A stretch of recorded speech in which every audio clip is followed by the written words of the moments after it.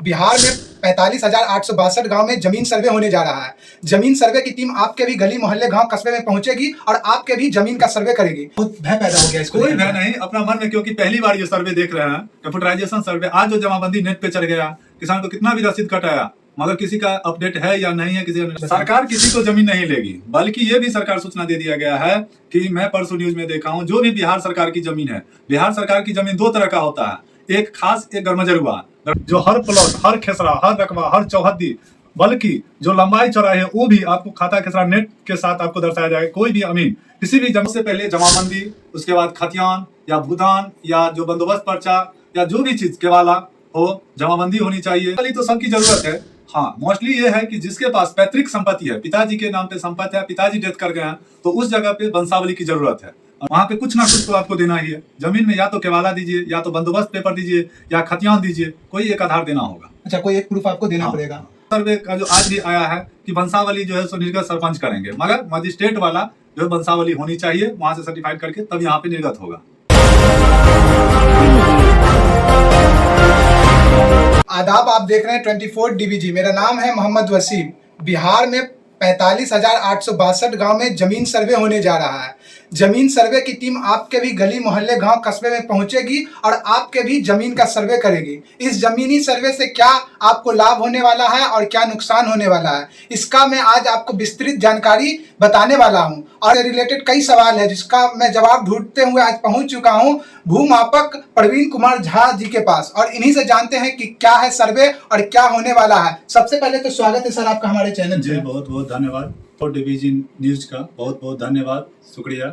अच्छा, क्या है ये सर्वे और क्यों होने जा रहा है, इससे क्या होने वाला है, थोड़ा विस्तृत रूप से बताएं। सबसे पहले तो मेरा नाम प्रवीण कुमार झा, भूमापक अमीन, लैंड एंड सर्वेयर में भी अपीयर हूँ।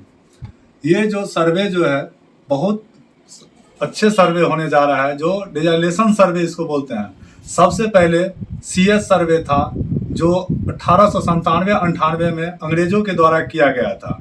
उसके बाद दूसरा सर्वे भारत आज़ाद होने के बाद सरकारों ने 1972-73 में ये सर्वे लागू किया गया, जो जिसमें जो CS में जो चकबंदी था, जो राजाओं के द्वारा दिया जाता था पर्चा, तो इसके नाम पे खतियान आ गया।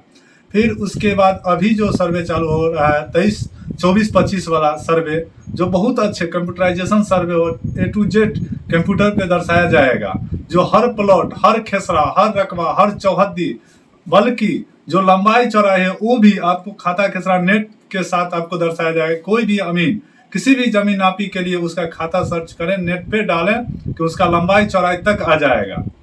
बहुत अच्छे से कोई किसान या कोई जमीनी रैयत अपना भूल ना करे और किसी के बहकावा में ना आए, अपना पेपर लेकर के स्वयं सर्वेयर के हाथ में दे, और हम लोग अमीन, निजी अमीन और सरकारी अमीन जो सर्वे डिपार्ट का है, वो अपना प्लॉट पे जा करके प्लॉट वाइज सर्वेक्षण करके वहाँ पे नापी करेंगे। अच्छा, कैसे होगा ये सर्वे, मतलब कि एक तरह से आम सभा लगेगा या घर घर जाके पूछा जाएगा, किस तरह से होगा? सबसे पहले तो ये सर्वे एरियल सर्वे हो चुका है, जो मैप कंप्लीट हो गया है।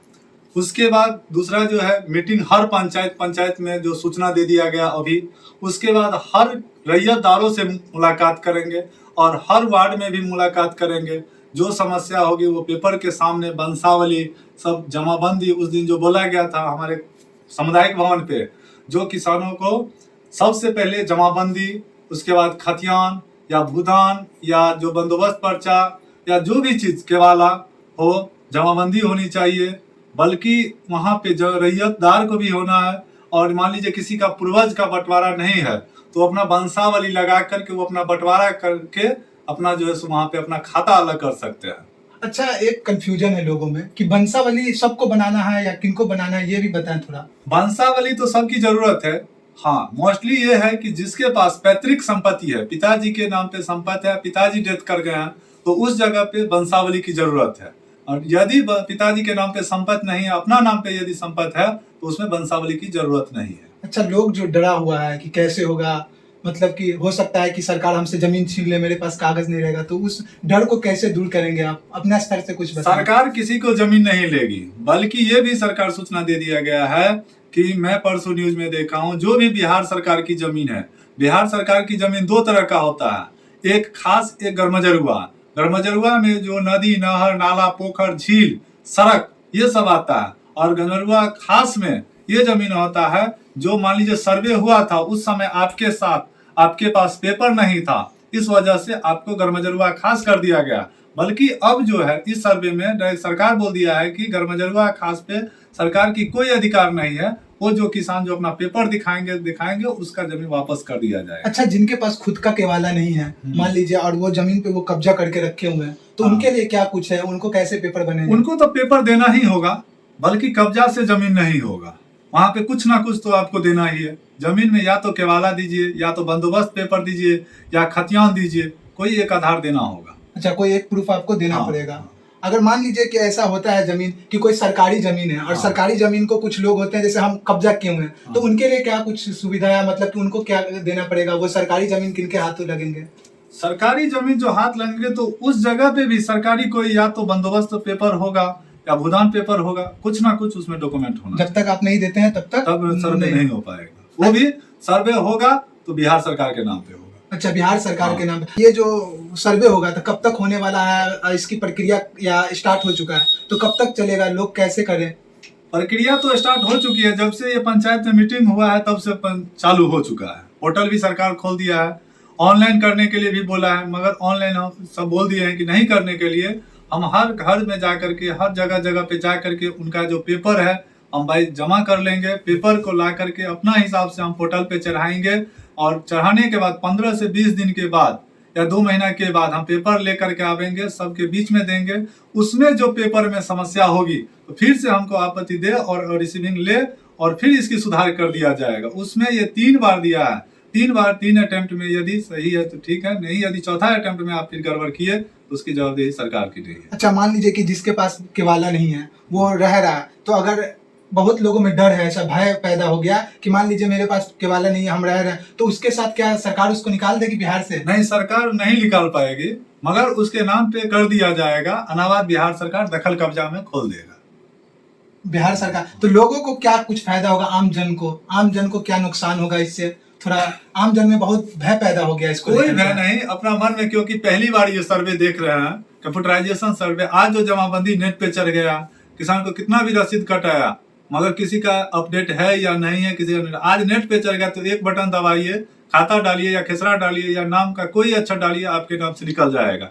उसी तरह ये भी है, एक नंबर डालिए आपका पूरा वंशावली आ जाएगा, पूरा जो है सो डॉक्यूमेंट आ जाएगा, कोई दिक्कत नहीं। अच्छा, एक तरह से देखा जाए तो ये जो बिहार सरकार का कदम है तो आम जनों को फायदा पहुंचाने के लिए ये होने जा रहा है। बहुत अच्छा फायदा है, बहुत फायदा होगा। बहुत फायदा होगा। अच्छा, आखिरी सवाल है, ये बंसावली पे आते हैं हम कि बंसावली जो बनाना है तो बंसावली बनाने की क्या कुछ प्रक्रिया है, कैसे बनना है?